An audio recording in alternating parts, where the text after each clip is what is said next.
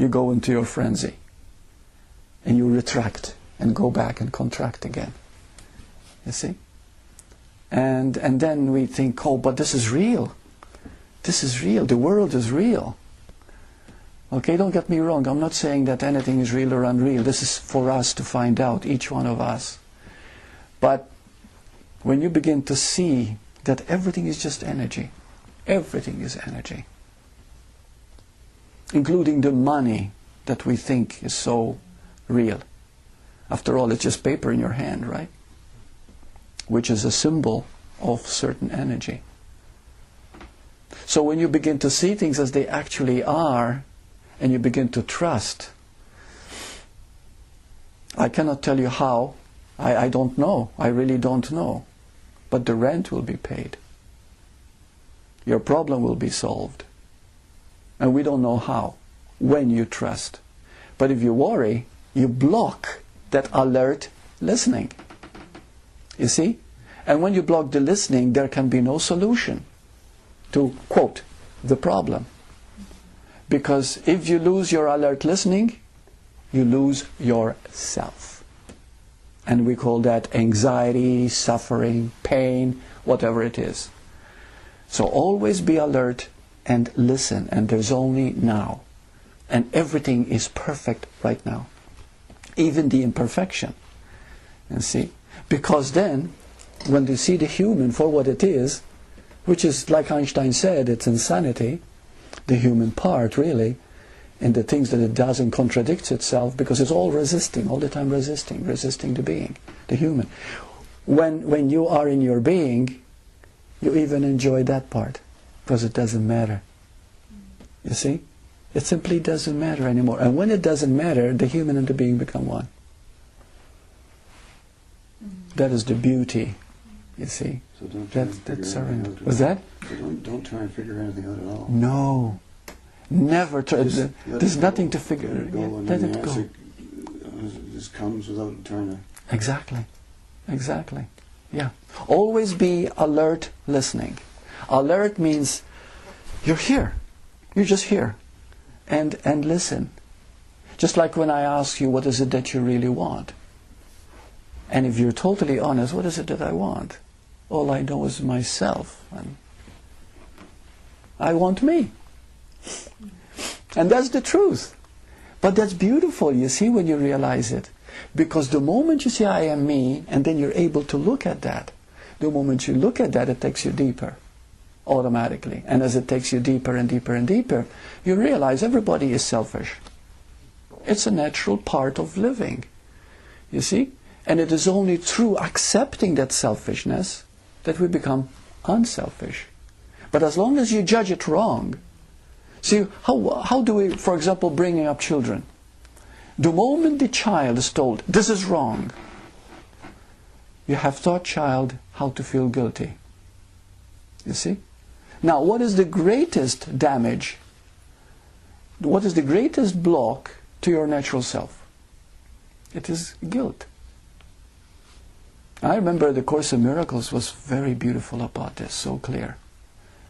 It is guilt. Many years ago I was fascinated with the criminal mind, and I wanted to study what makes criminals, you see. And I found one thing they all had in common: guilt. Guilt always repeats, just like crazy glue. Always sticks with you. And then you want to project it. And then you want to get rid of it. So if you're hurting, you want to hurt somebody else. You see? If you don't feel adequate, you want to make other people not feel adequate. So you complain about other people. You find things wrong with other people. If you don't feel worthy, you get jealous of other people. You see how it comes? But if you stop and look in alert listening, you will see how you are coming from a place of limitation. And you're imposing that limitation because there is guilt in you. But guilt, when looked at for what it is, you see that in your natural state, you're totally guiltless. You're totally pure. That's your natural state. And natural means who you really are. So whenever you're angry, whenever you're upset, whenever you're depressed, you're not being you at that moment. You are being your thoughts, your past. Yeah. Bert, I've kind of, in my mind, had always kind of separated guilt and shame, because it seemed to me, They're very as similar. I listen to what you say, it feels like shame to me. Mm-hmm. That, I mean, guilt is something that you can acknowledge and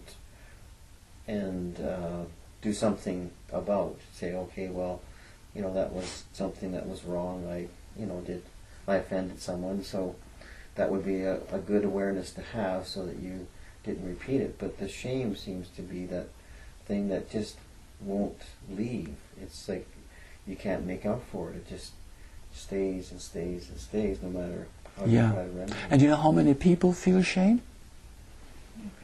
Everyone. Hmm? Everyone. Yeah. Until you wake up to your natural self, there is shame in everyone. There is a feeling of inadequacy, of unworthiness, which is a form of shame. Not feeling good enough. Not feeling good enough. That is correct. Yes. Yeah. So how do we deal with shame? How do we look at shame? Just look at it with Okay. the story, and don't associate the past with where it came from. Yeah. Okay. There's no guilt or shame in the now. Yeah, that's true. There's no guilt or shame in the now. That's beautiful. In the now there is no shame. Did you know that? Shame is always unconscious, lagging, nagging. Past memory. It's past memory. But in the now, you just are. So that's beautiful, Bill.